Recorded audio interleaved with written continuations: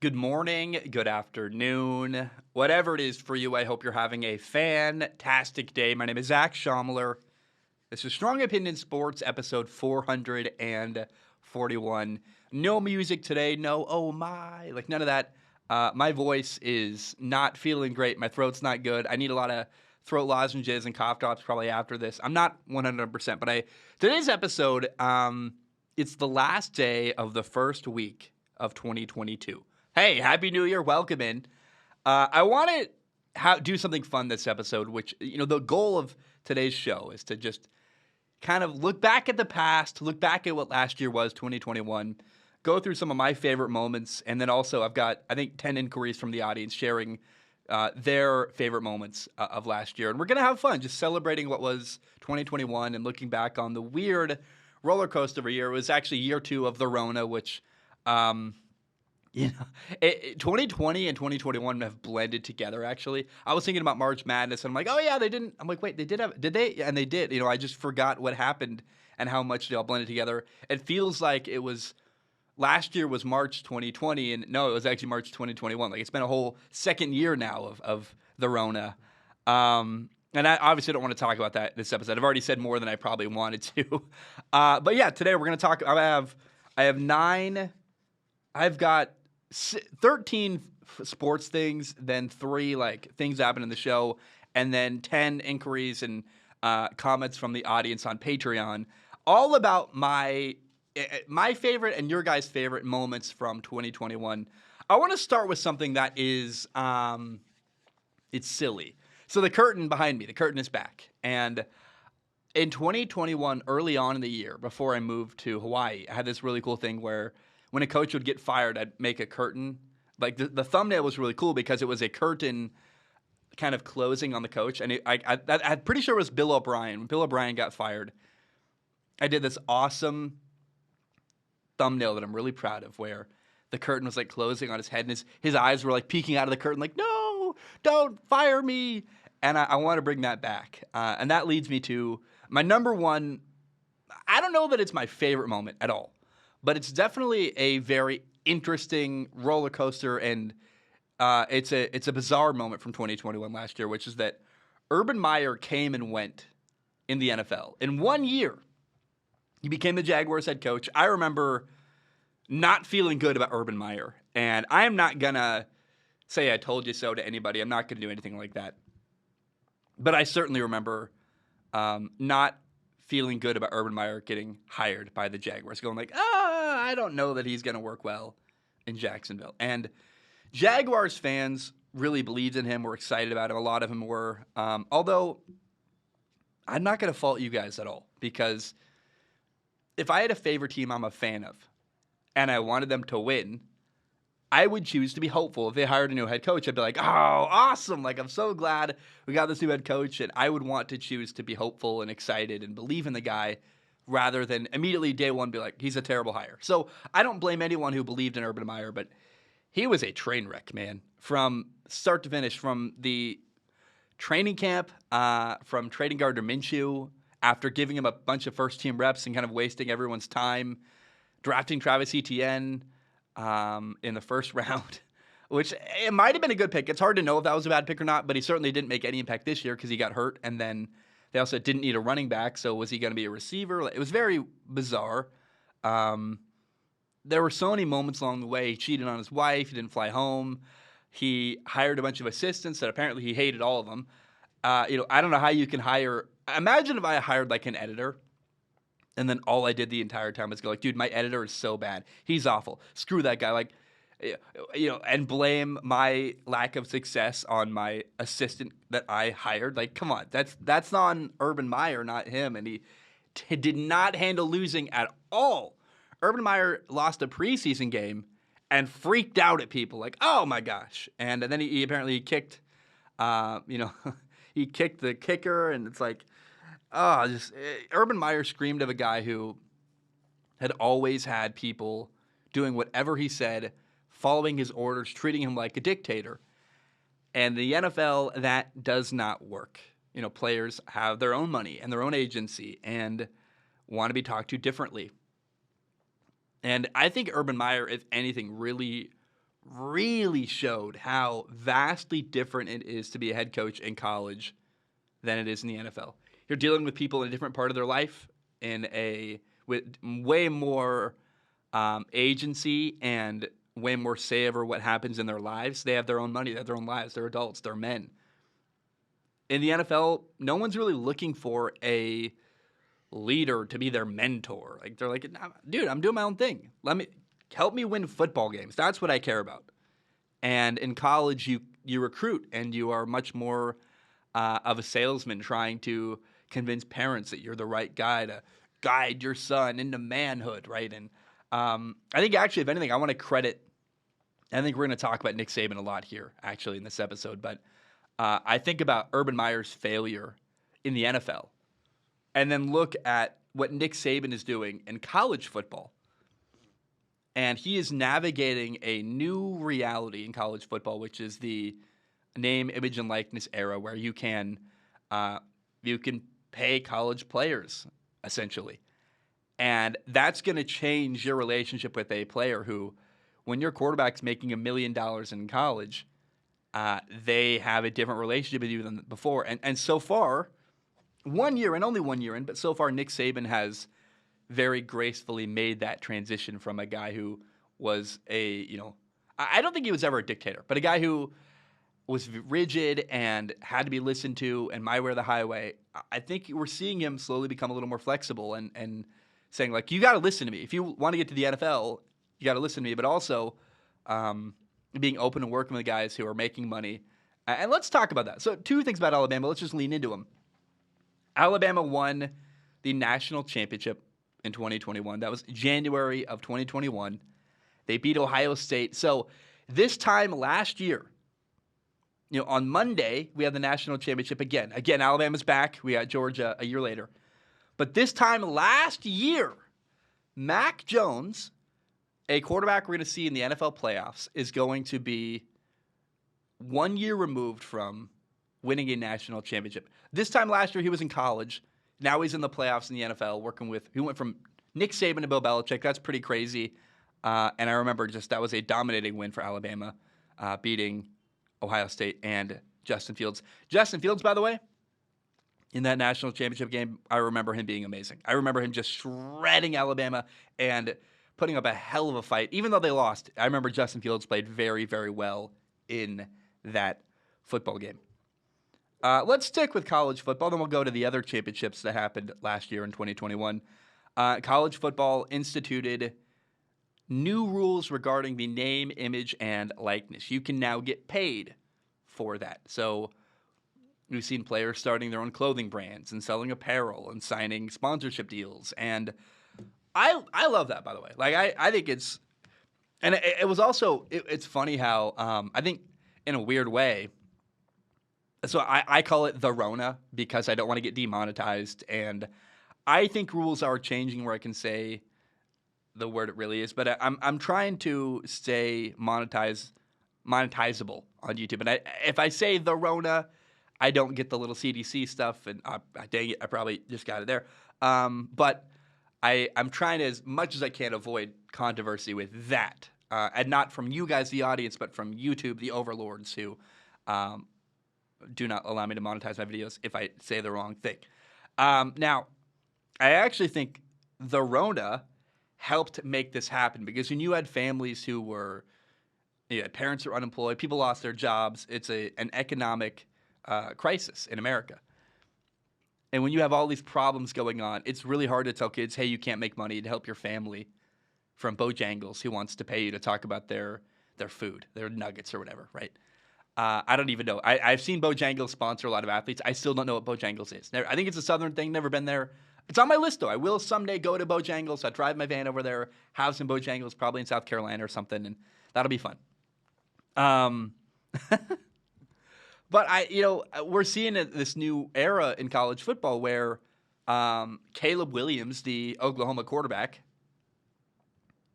had a great year. He beat Spencer Rattler, who was one of the Heisman Trophy front runners going into the year. He took his job mid-year. Caleb Williams became a star, and Caleb Williams is absolutely a future, in my opinion, number 1 overall pick. He's like the most He reminds me of Kyler Murray. Like, he's going to be a star in the NFL, and I'm very excited for the rest of his career to play out. He entered the transfer portal. And what that means does not necessarily mean he's not necessarily leaving Oklahoma, but it means he's listening to his options.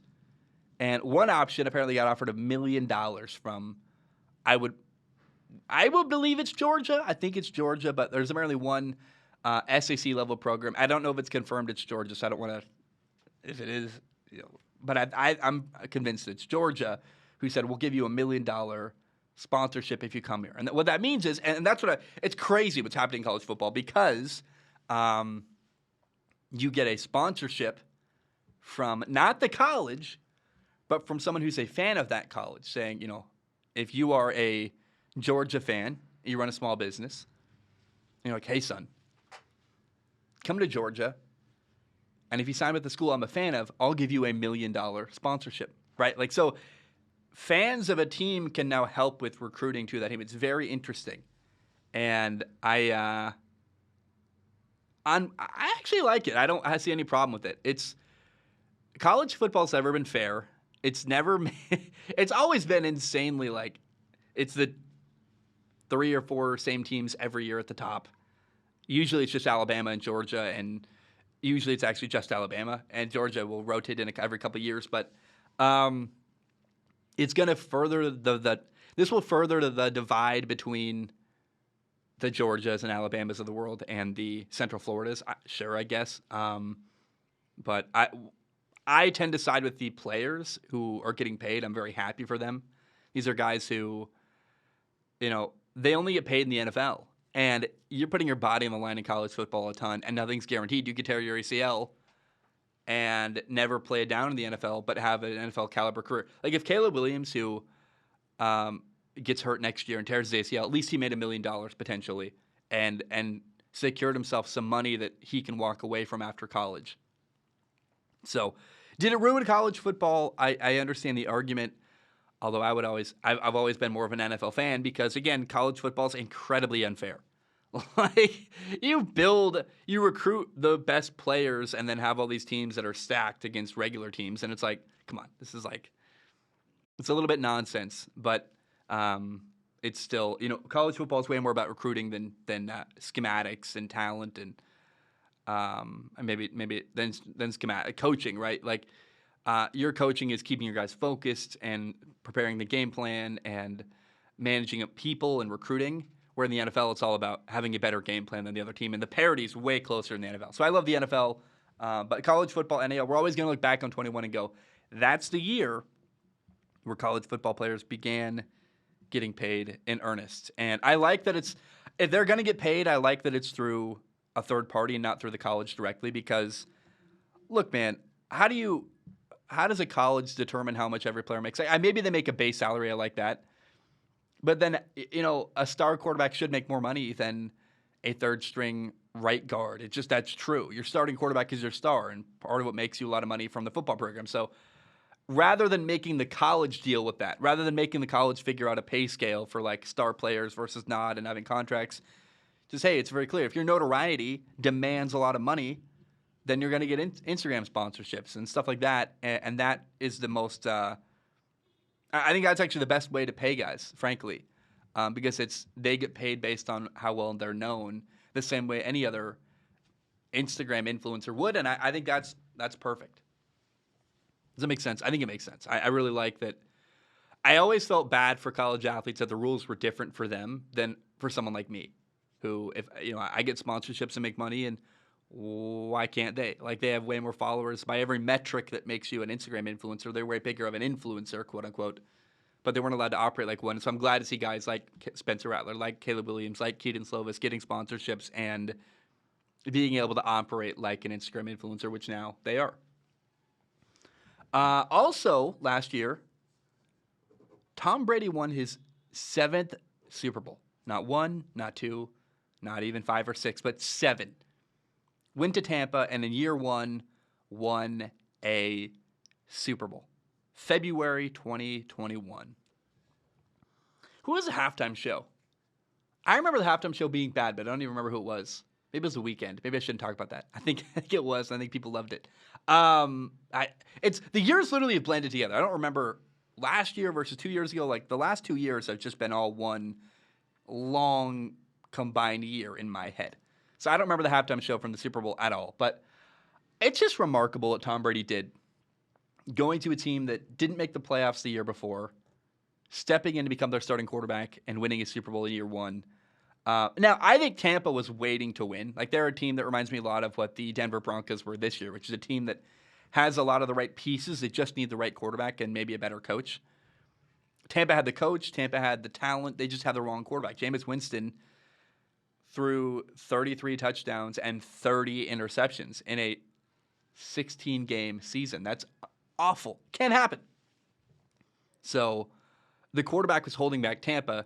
Brady recognized that, went to a place where he could win, and did win. And I think part of the story is that you got to credit Tom Brady for going somewhere where he had a really good shot to win. Like, that's good decision-making by Tom Brady.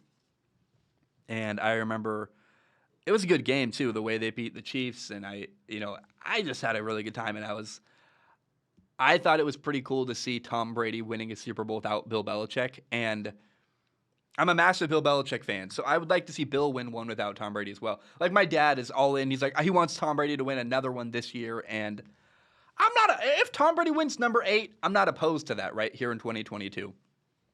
But I really don't care. Tom Brady's won enough.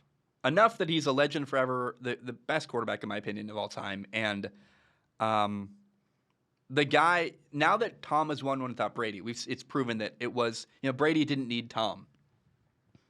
But I want to see Bill win one without Brady, so Bill can say he also didn't need Tom. Like, these are, because in my opinion, the Brady-Belichick debate, who's better, who's more important, has always been, well, they're both the best ever at what they do. And when you combine two people like that, what you get is incredible results. 6 Super Bowls together. And Tom Brady wouldn't be Tom Brady today without Bill Belichick. That's just a fact. So I'd like to see Bill Belichick win one without Tom, so Bill can get some of the respect and notoriety that he deserves, in my opinion. Also, last year in 2021, the NBA Finals were really fun. We got the Phoenix Suns against the Milwaukee Bucks, and I really enjoy the NBA playoffs. It's January now, and I'm just not interested in the NBA right now. Football's happening. Football's basically a full year thing, and I don't get that interested in football until right as the playoffs start, maybe a little bit before. Kind of the lead up to who's going to get in, who won't get in. That wild card hunt is really fun. They get it. The securing of the 8th and 7th seed in the East and the West is really interesting to me. I like that. But otherwise, I'm I don't really. January basketball, not interested. Football's still happening. But my goodness, that was such a fun NBA title. First of all, Milwaukee getting a championship and Giannis winning his first ever. Giannis, the Greek freak, was a guy who I remember for years saying, is this the year that he can carry his team to a championship and show that he can be more than just a great player? And he finally did that, and that was awesome. And I was frankly was rooting for the Suns. I liked what Phoenix had going. Chris Paul, it was the driving force between me rooting for them. I really wanted to see Chris Paul win a world title. And I don't know. It was just a really fun NBA Finals. I look back on that fondly. It was a good series. I remember just being invested, having a good time. And Devin Booker was streaky, and I don't remember. I don't remember details of that championship very well. I just remember having a really good time and being very, very happy. No matter who won, it was a good story. Whether it's Devin Booker, Chris Paul, and DeAndre Ayton, and that team that they built in Phoenix or Milwaukee. But I wanted the Suns to win. However, I was very happy to see Milwaukee and Giannis get his first ever championship with the Bucks. That was pretty cool. And him and Chris Middleton were the only people there from the year they were really horrible a long time ago. And they've really built something cool in Milwaukee. And if you don't follow Giannis Antetokounmpo on social media, he's a great follow, man. He's a guy who he's an immigrant, and he shares like his journey experiencing American stuff on social media, like his first time getting, I don't know, a blizzard or something, right? And or he went to a Taylor Swift concert. And I love that. I love that for Giannis. And he seems like a really cool dude who's just enjoying his life and enjoying the status he has in his life and the money and the and not in a very wholesome way, enjoying the money he's had and the success he's had. And I don't know how anyone could hate on Giannis. Seems like a great dude, and he's a very, very easy person to like. Now, also last year, we had the NFL draft, the 2021 NFL draft. Trevor Lawrence was drafted number 1 overall. Zach Wilson was drafted number 2 overall. Then Trey Lance, the 49ers, drafted him number 3 overall. 3 quarterbacks all in a row, 1, 2, and 3. Then with the 11th pick, Justin Fields went to Chicago, and with the 15th pick, Mac Jones went to New England. A couple other noteworthy guys. Rashawn Slater, who went to the Chargers 13th overall. He's an amazing left tackle. Maybe he's been arguably the rookie of the year on offense. Like, I think the rookie of the year for offense and defense, Rashawn Slater is the rookie of the year on offense, and the number 12 overall pick, Micah Parsons, has been the defensive rookie of the year easily. Like, he might even be the defensive player of the year, literally. Also, Jamar Chase was drafted number 5 overall, and Jalen Waddle drafted number 6 overall. Jalen Waddle went to Miami. Jamar Chase went to Cincinnati. All these guys have made a huge impact. Rashawn Slater, like, what? Not the first left tackle picked, but Penei Sewell was what I thought that. So I thought Penei Sewell would be what Rashawn Slater is. Rashawn Slater is a shutdown left tackle who is dominating in the NFL, and that shouldn't happen for a rookie player to do as well as he is. And then Micah Parsons, arguably, he might win both Rookie of the Year and Defensive Player of the Year, all in the same year. Jamar Chase has been, I've said it over and over again, but the thing about Jamar Chase going to Cincinnati that I did not expect, I knew he'd be good, I knew he'd set records and be a great receiver. I did not believe that he was going to lead to Cincinnati winning more games. And he absolutely made an impact and has helped Cincinnati win more, and that's pretty cool. Jalen Waddle is like the only good thing Miami has on offense. He's catching everything, getting a ton of yards. Jalen Waddle's like, Tua's been up and down, and I don't know what the future is for him, but Jalen Waddle has been a massive success for the Dolphins. And also, the Dolphins drafted really well last year. Jalen Phillips, Javon Holland, Jalen Waddle, like, they're killing it. And I'm very interested in Miami and what they're doing this year. And they had that, they started 1-7, then got all the way back to 8-7. They won 7 games in a row after they lost 7 games in a row. Pretty crazy there. But the NFL draft, I thought that Zach Wilson was the best quarterback in the draft going in. Zach Wilson and Trevor Lawrence have both been not very good and not very exciting to watch. Mac Jones has played very, very well as a rookie quarterback, and he's leading his team to the playoffs. And I think he's been the best quarterback so far. Although, again, he's on the best team of every quarterback that was drafted by as a rookie this year. Trey Lance has not played very much. I still have hope he's going to turn into something great. Justin Fields needs a new coach and a new GM, but I hope that with that, Justin Fields will become the franchise quarterback in Chicago. One more noteworthy story from the draft is that Houston drafted Davis Mills in the 3rd round out of Stanford. And I didn't make a film analysis video of him. I watched a little bit of his film, but I was kind of not sure, and I didn't want to say something negative about him because it was pretty high risk, low reward. Because I was like, Davis Mills might work out. He's got some good film and does some good stuff. I just kind of was like, let's see how it plays out. I didn't say anything about it. He's been awesome. I think Houston found a franchise quarterback in the 3rd round, actually, by drafting Davis Mills. And what he's done there with the talent they have, which isn't much in Houston, is impressive. And I actually think Davis Mills has put together better performances than Zach Wilson and Trevor Lawrence multiple times this year. And it's crazy he was a 3rd round pick because he looks like a steal in the draft last year in 2021. Also last year, 2021, we had a crazy battle in Formula One. Max Verstappen versus Lewis Hamilton. Oh my gosh. One of the highlights of my life, actually, watching the battle between Max and Lewis fighting for first, and it came down to the final race in Formula One, and had a crazy controversial ending that I think will always be controversial, where it felt like Formula One did. Like, as a Max fan, I was happy, but it felt like the rules got bended a little bit to help Max get a victory over Lewis Hamilton. And people are saying Lewis is thinking about retiring. I don't think he is. I think he's just taking a break and going kind of quiet, which is him just. You spend a whole year racing and in the public eye. I would imagine Lewis wants some time alone to be quiet, do his own thing. He's coming back. I'm not worried about that. But whether you agree with the outcome or not, which I really more agree with anyone who thinks the outcome was kind of unfair, because it was. I was happy because I like Max Verstappen. And I really like seeing Max win a world title. Him and his dad. That was just a cool moment. I'm glad to see Red Bull actually challenge. And maybe that's the story, really. It was cool to see Red Bull actually legitimately challenge Mercedes this year. And look, Max led more laps than anyone combined. Max led more laps during Formula One last year than everyone else combined. And I don't know, man. I wanted to give a shout out because I've really come to love Formula One. And I never thought I would. I was never like a guy like, I'm not a car guy. Like, not really. I appreciate a good car, and I'm actually like a Toyota fan for life. I think Toyotas are the best engines. They're just reliable. They're safe. I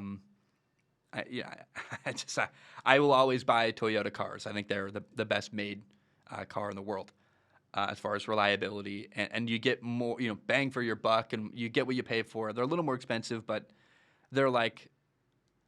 The luxury is that it's peace of mind compared to like a Chevy or a Ford or, a Dodge. Like a Jeep. Don't buy a Jeep. Like, if you get anything from this entire episode, listen to me on this. Listen to your Uncle Zach. I used to work at a mechanic shop. I'm not a car guy, but I was like the guy who like did the tires and would change the oil. Like I did very little. I didn't like diagnose any problems really, but I could change the oil and like pump up the tires and do very little like small stuff. I was like I worked at I worked at a Jiffy Lube, right? So I worked at a car wash, and then I would work weekends at the other side. I would wash cars during the week, and then on weekends I'd go work at the Jiffy Lube and change oil and do stuff like that. And I saw a lot. I wasn't a mechanic at all. I was more of like a lube technician where you add like coolant and stuff, like just dealing with the fluids for a car. But here's what I learned in that experience, and I want you to hear this fully. Never, ever, ever buy a Jeep. Do not buy a Jeep. They are pieces of garbage. They have transmission problems. They have every problem you can imagine. And in my time being around cars, I worked there for 3 years. I was around cars every day. Look, the most reliable car you can buy, by far, is a Toyota. Then I'd probably put Honda right after that. They're also really good, but I think Toyota is better and got better models that I'm more interested in. But Toyota, man, they're a great car manufacturer. They're awesome. I'm not just like a fan. I've been around it. I've spent time. I've worked on cars, and I've seen what has the most problems, what has the fewest problems, and Toyota has the fewest. Jeeps, like a Jeep Wrangler, oh my gosh. I've never seen a car have more problems in my life than a Jeep Wrangler. Like, brand new car. Like, Dodge is just not a good manufacturer. I'm pretty sure they're owned by Dodge. And, like, they'll have problems that, you buy a brand new car and a year later, things that are totally unacceptable to break. Like, your transmission will already be slipping. You're like, I bought this car a year ago. Like, how is my transmission having problems already? It's ridiculous. And, if you need any further example that Toyota's great, and it's a sports podcast, but I'm doing my thing. There's a video by Whistling Diesel called Toyota Hilux Test Number 4, and it's him like putting a Toyota Hilux through challenges, and that's an old car from like the 90s. He beats the living tar out of it, and it's fine. I dropped the mic. Toyota's great. Also in 2021, Drew Brees retired. And Drew Brees was someone. So the most influential quarterbacks in my entire life were Drew Brees, Tom Brady, and Peyton Manning. I feel people always say, like, you compare everybody to Drew Brees. Here's why I compare almost every quarterback to Drew Brees, is that Drew Brees did so many little technical things right. He wasn't the tallest. He had a weak arm, but his footwork was great. His decision-making was great. He put the ball in the right spot. He was very accurate. Everything that Drew Brees could control, he dominated. And we lost it great. I mean, he's not dead or anything. He's actually broadcasting and doing a great job. But it was sad to watch him retire. He was the most or one of the most influential players in my entire life. Again, Tom Brady was my idol. Peyton Manning taught me how to throw a football, and I regret that because I had a bad throwing motion because of Tom Brady. And I still throw a football all the time now, and as I've evolved my mechanics, I look way more like Drew Brees, where I'm really heavily separating my arms at a 90-degree angle rather than way over my head and little stuff like that. But Drew Brees, man, I compare a lot of quarterbacks to Drew Brees because he had so many good habits that every quarterback should find ways to duplicate and replicate. And he is like the gold standard for quarterbacks who were immobile and couldn't run around. He just did everything so well. And I really admire the career Drew Brees had, and I miss him in the NFL. Also last year, there were two big trades. Matthew Stafford got traded to the Rams, and Carson Wentz got traded to Philadelphia. Matthew Stafford, that trade it's worked well. They're winning and dominating, but I really want to say now, as we go into the playoffs, I'm very worried that Matthew Stafford has some bad habits that are going to hold him back from major success in the NFL this year. And I don't think they're going to win a Super Bowl because of the boneheaded mistakes that Matthew Stafford will make. Like, he makes some amazing plays and does some amazing stuff. And then also occasionally just has some head scratches that you're like, I don't know what that was. That was a bad decision. That was a bad throw. That was inaccurate. That was into triple coverage. Like, what did you see? I don't know. And Carson Wentz is the same way. Carson Wentz had a touchdown against, I believe, the Raiders last week where he threw the ball into double coverage in the end zone, should have got picked off.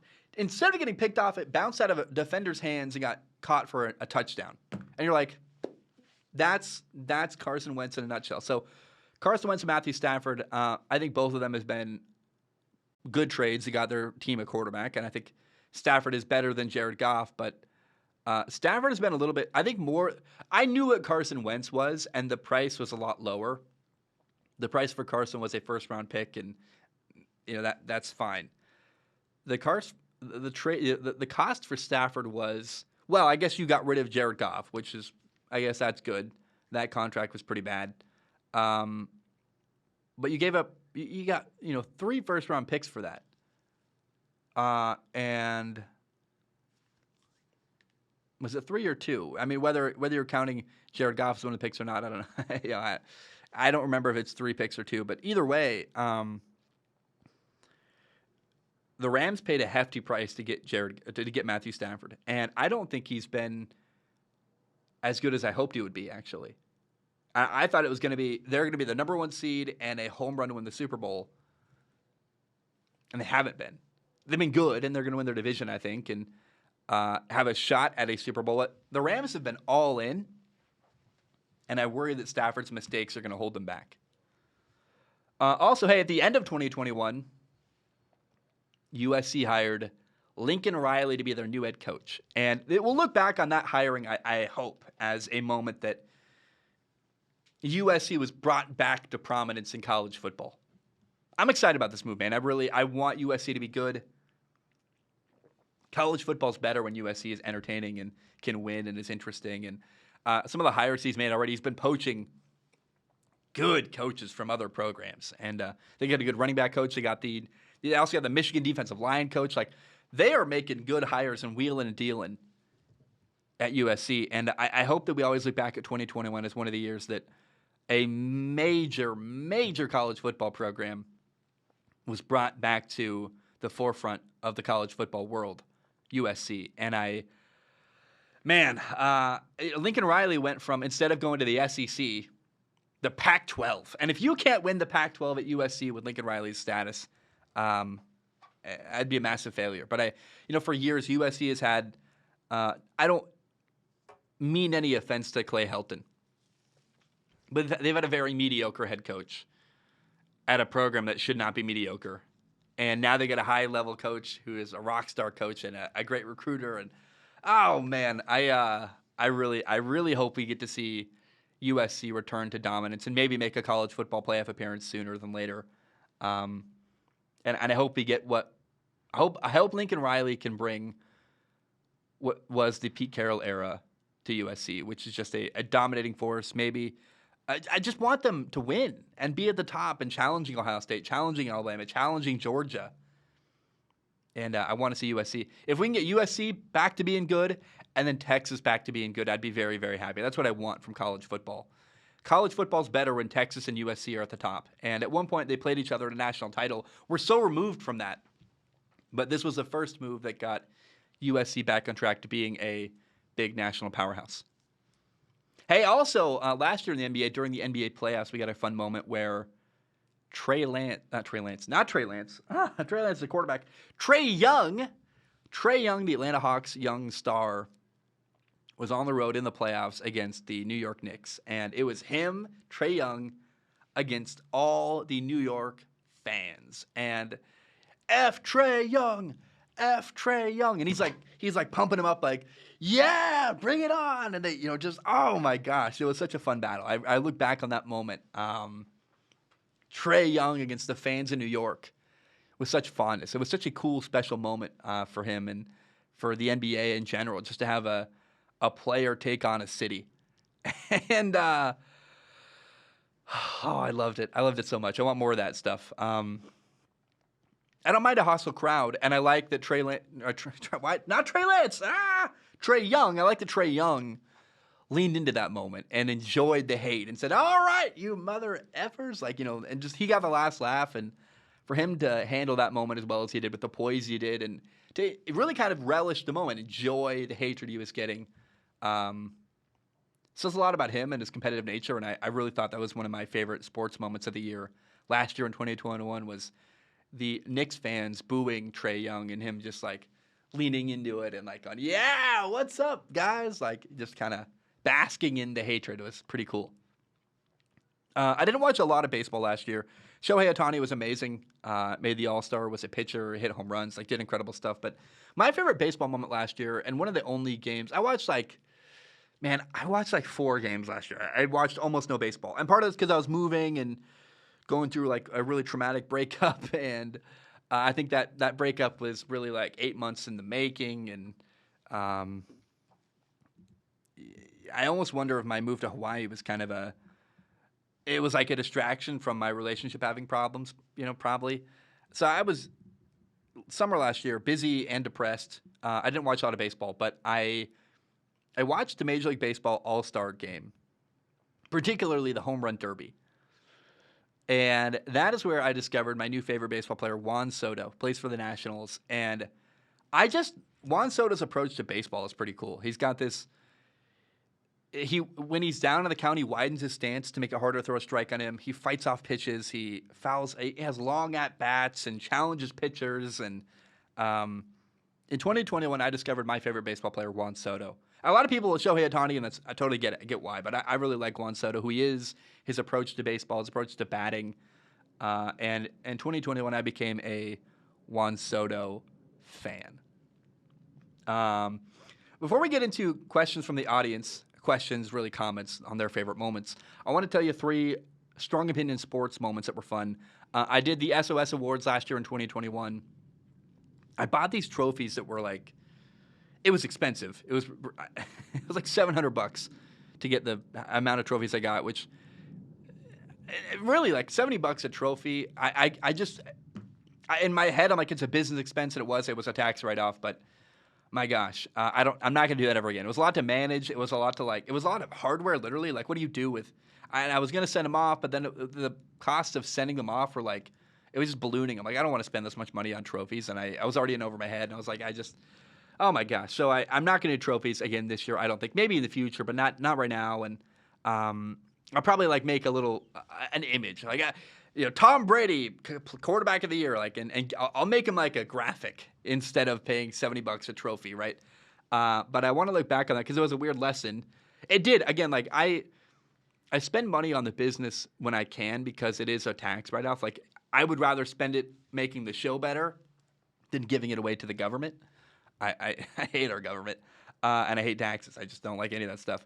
But the SOS Awards were, I thought, good and fun. They weren't a success like I thought they would be. They didn't get as much notoriety, listens, anything like that. But I'll always look back on 2021 and go, oh, those stupid trophies. Like, I thought a good idea, and it didn't work out as well as I thought it would, but a good time. And I'm curious what I'll do. I don't exactly know what I'm going to do for award season this year. I want to do some kind of award show after the Super Bowl. I don't know what I'll do yet, but I'm still formulating my plan, and I'm excited for that this year in 2022.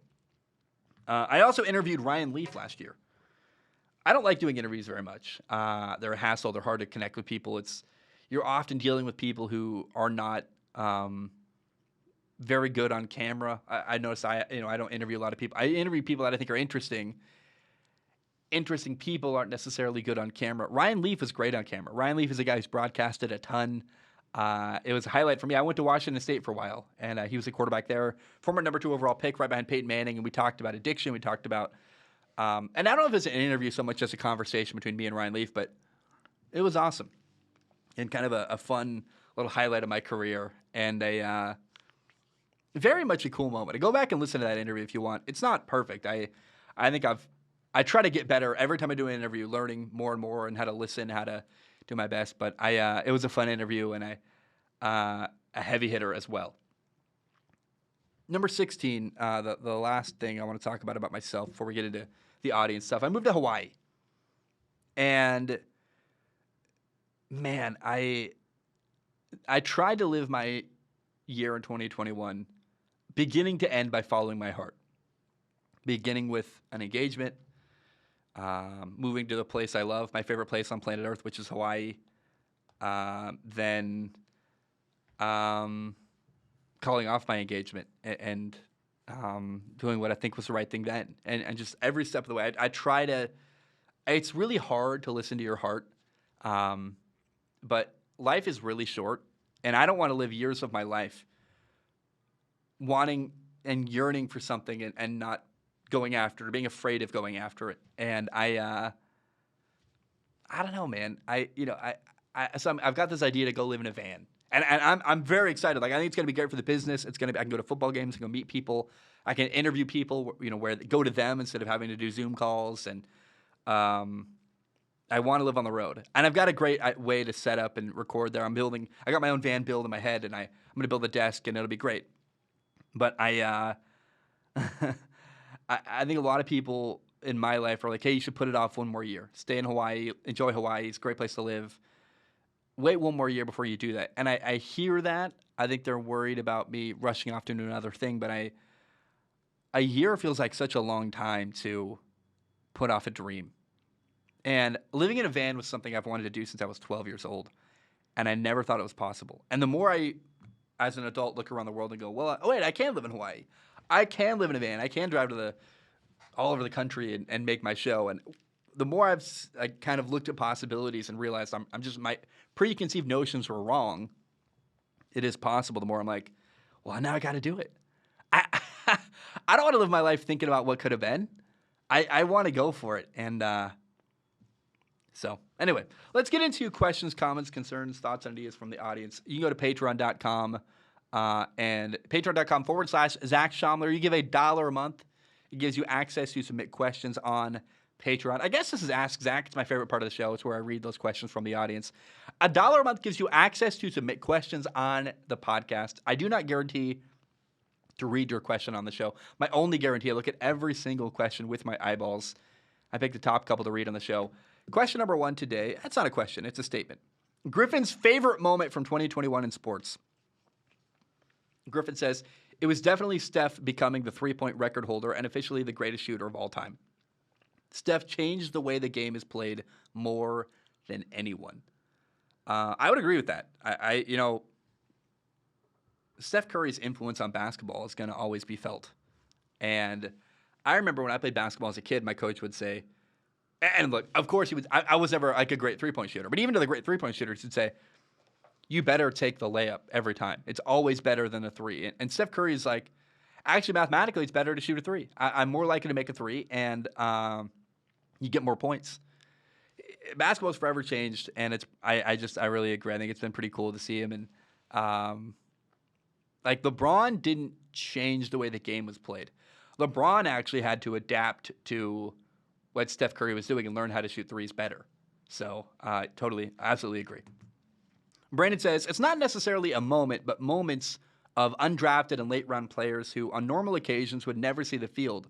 But with the Rona causing so many players to get sidelined, they were finally able to live their dreams. Players like Mike White or Elijah Mitchell were able to live the dream and play on the big stage, and rather, this is the first of many or the only time it's beautiful they were able to tell their grandkids one day, I played in the NFL.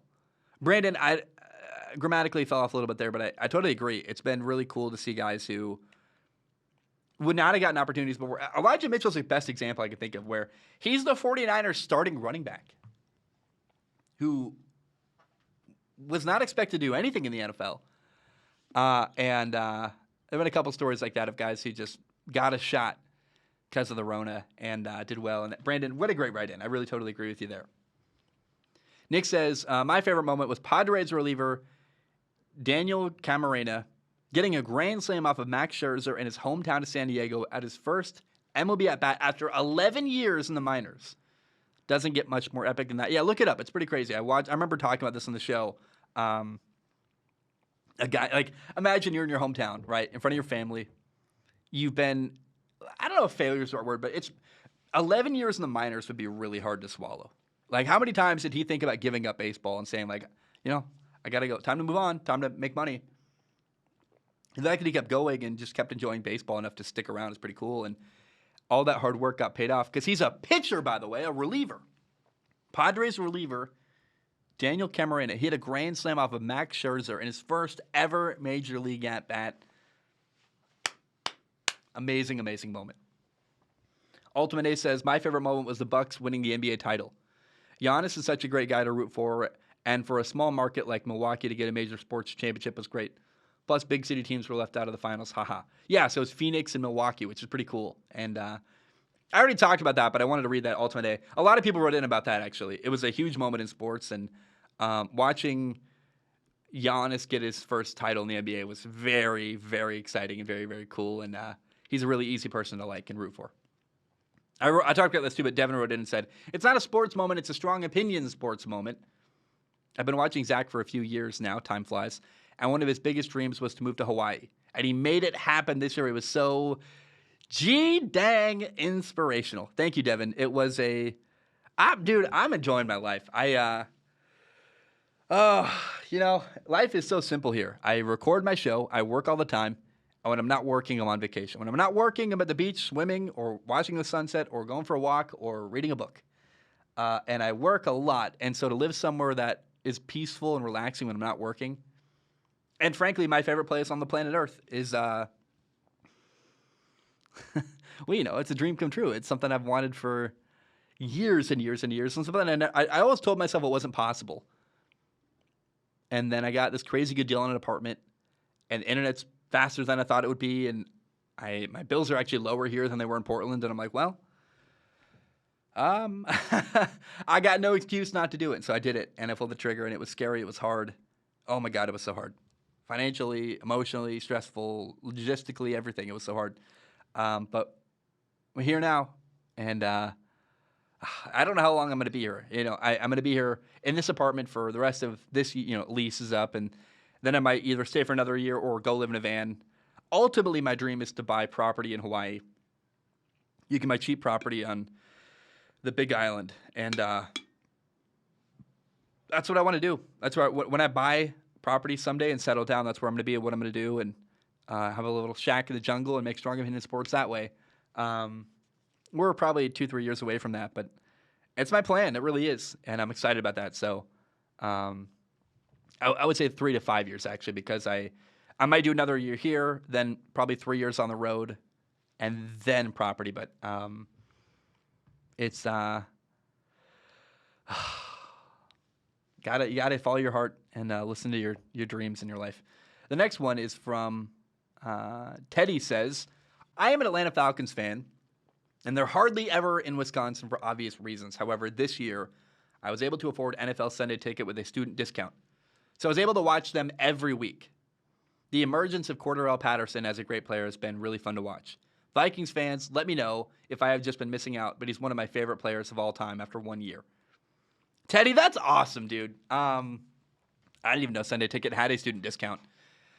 I think that's kind of a cool thought because that's like a very adult move to get your own cable package, right? Like that's kind of, I would imagine for you, I think you're in college. Sounds like it's probably one of the first like things you've done as an adult for yourself, and that's awesome. And I don't know, man, that's cool. Well done. I hope you enjoyed it. And it sounds like to have a favorite team you get to finally watch every game on would be such a cool moment in life. And Teddy, well done. I'm really happy for you.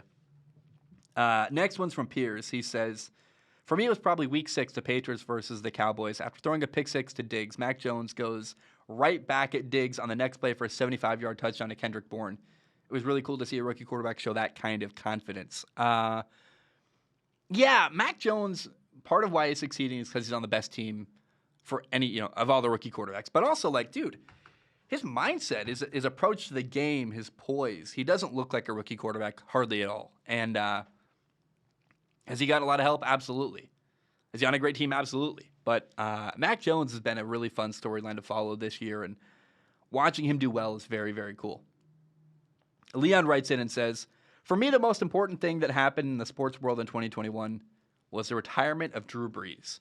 Legend in our franchise forever. The Saints have a decent future with Jameis Winston, but we'll have to see how he comes back from the injury.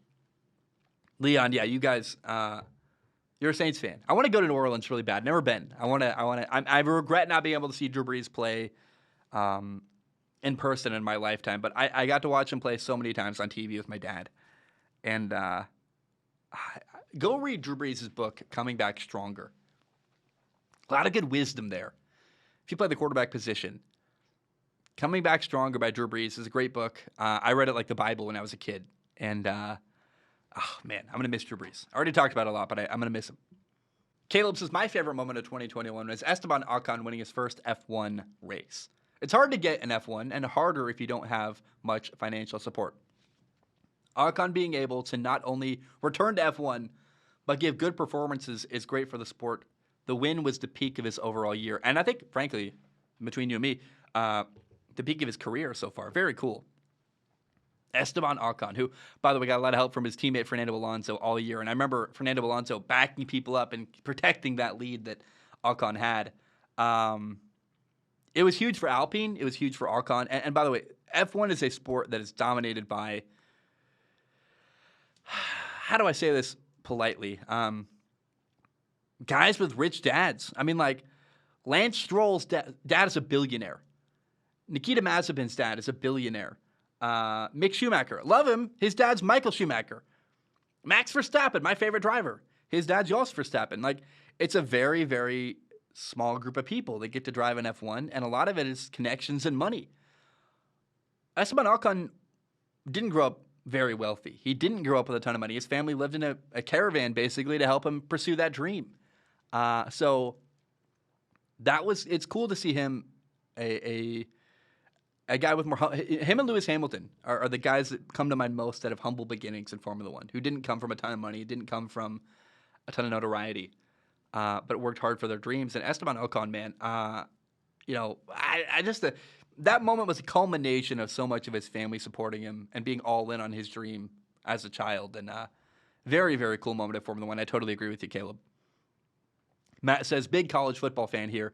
Best moment was either Texas A&M beating Alabama to make Jimbo the first former assistant to beat Saban, or Kansas beating Texas in overtime at home. Dude, that Kansas win, man, oh my gosh, that was so fun. I don't know what even happened to Kansas after that game. I didn't follow the rest of their year, but I remember that game. Had a lot of fun. And, that was a big landmark victory for Texas A&M as well, because I thought it was the first time they really got validation that they hired the right guy. We always knew Jimbo Fisher was a good hire there, I thought. But it was kind of the first step of progress being shown. Like, hey, no, we're on our way to becoming a top-tier program in college football. And right now, I'd rather go to Texas A&M than Texas for sure, and that's interesting in a statement. And I'm excited for the future for Jimbo Fisher there in College Station. Jonas says, seeing the Detroit Lions win a game and all my friends back in Detroit going absolutely ballistic that they won a single game. Detroit's fans of all sports are just a different breed. That's Jonas' favorite moment of 2021. The Lions winning a game. I don't know, man. The Lions are the new Cleveland Browns of the NFL. They're the bottom of the barrel. And Detroit got their playoff win last year. And I've said for years, like, Cleveland is a little engine that could. I've always wanted Cleveland to do well. And after Cleveland got a playoff win, I lost all that energy. I'm like, well, they've done it now. Like, they don't. The story isn't as compelling anymore. I don't really care if they do well from here on out. They got one good playoff win. That was a beyond my wildest dreams for Cleveland fans. Now my energy for that is shifted towards Detroit. Now I want to see Detroit make the playoffs and get a playoff win. And they got the right coach. Dan Campbell seems awesome. I'm curious if they draft a quarterback. I think they might stick with Jared Goff. I think that's fine. Jared Goff's done some good stuff. With more help, he might do even better. But overall, I really want to see the Lions turn things around and win more games in Detroit. Okay, final one of the day. Peter says, my favorite moment was Shohei Otani winning the MVP in the American League by far. No player since Babe Ruth, and even Babe Ruth himself, didn't have the production Otani had pitching and hitting in the same lineup. Dude has one of the best power bats in the AL. One night he will hit two 460-foot home runs, and then the next night he will pitch 7 innings and let up just 2 runs on a few hits. The guy is absolutely insane, and this is just the beginning of him single-handedly bringing baseball back to the forefront of sports. I really recommend watching Foolish Baseball's Year of Otani video. Really puts his amazing performance into perspective. I will watch that video. Let me write that down. Year of Otani. That sounds really interesting. I like Shohei Otani. Shohei Otani's really cool. And remember, he's a designated hitter and pitching, which is just so unique and so cool. And the fact that he can do both. I think he led off, if I remember correctly, he led off the world. He was the leadoff batter in the World Series and also a starting pitcher, which, like, it's crazy, man. I don't know. I love seeing that guy. He is bringing more attention to baseball, and I remember, I don't know. He's just so good for baseball. I remember how much media coverage he got and how much I love baseball as a sport. I don't like Major League Baseball, the league.